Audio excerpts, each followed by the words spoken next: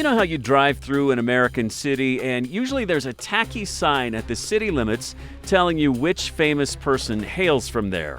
Well, you will find no such signage in this city in Galilee, in Israel, even though perhaps the most famous person ever called this place home. We are traveling to the hometown of Jesus Christ, walking the streets of Nazareth, pinpointing some of the most important places in the Christian faith, from the very spot where tradition tells us an angel appeared to tell Mary she would give birth to the Son of God, to the sea 30 minutes away that holds a lot more than just water. It's actually not a sea at all, it's just a lake, a really big one. And the Sea of Galilee holds so much importance for Christians who come here from all over the world. This is where Jesus performed some of the miracles we read about in the Bible.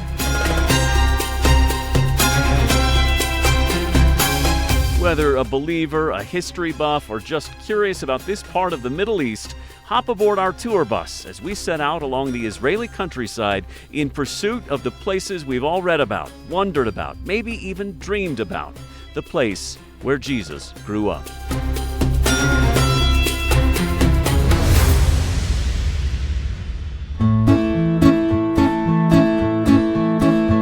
There is so much to see and do in Israel, a tiny country, not even as big as the state of Maryland, but full of history, culture, and religion, the cradle of the largest faiths in the world. Muslims, Christians, and Jewish people all flock here from all over the globe to visit some of the most important sites in their belief system.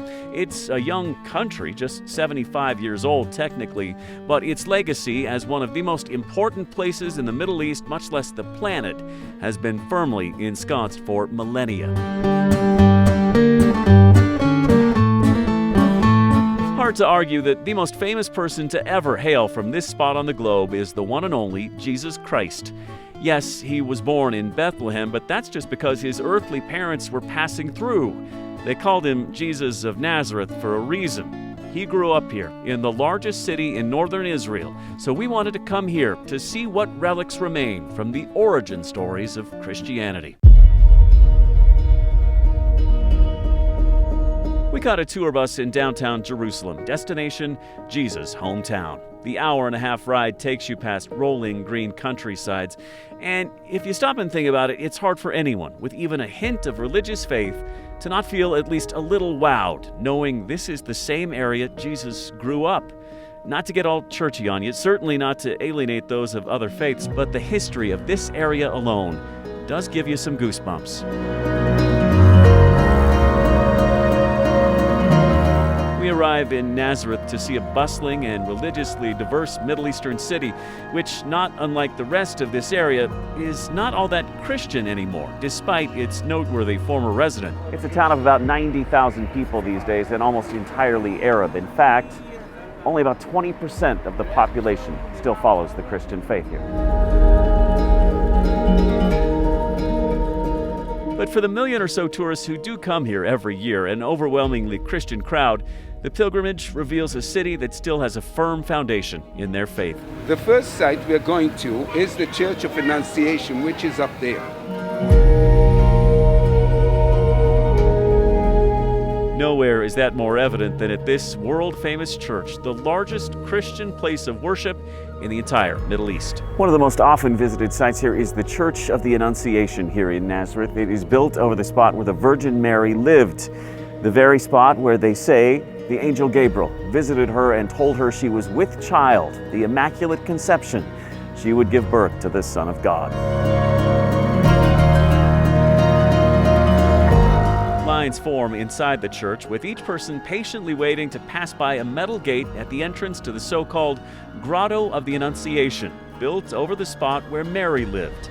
According to the New Testament, this is where her heavenly messenger delivered that big news. If the place looks fairly new, it is. This incarnation of the Church of the Annunciation was completed in 1966. The previous church here dated back to 1730. Vendors lined the streets near the famous church, eager to cash in on the Christian faithful, touring church after church, just drinking in the religious history. Church tastes all the same. You want top for you? But we opt instead to make the short drive to the Church of the Multiplication on the northwest shore of the nearby Sea of Galilee, where the only math lesson you're going to get is the biblical kind. This, tradition says, is where the miracle of multiplication happened. It's where Jesus, the Bible says, turned 2 small fish and 5 loaves of bread into enough food to feed the multitudes of people who'd come here to see him. This church also goes by the name Church of the Loaves and Fishes.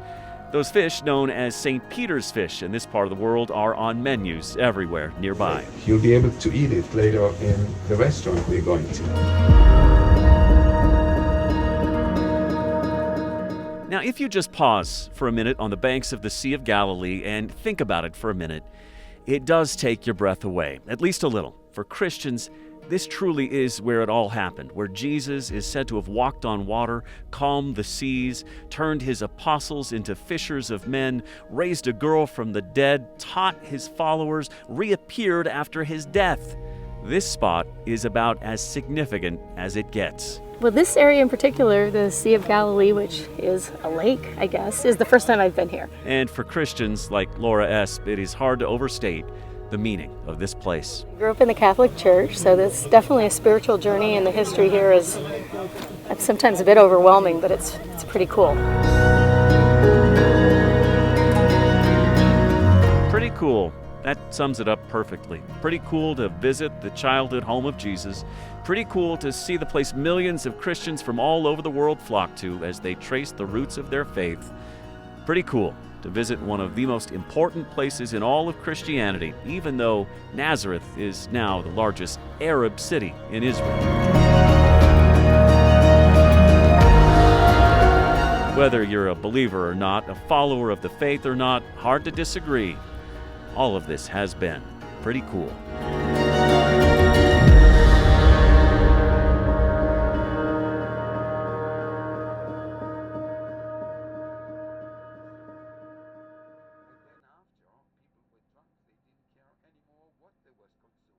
So it didn't matter. But in this case, the wine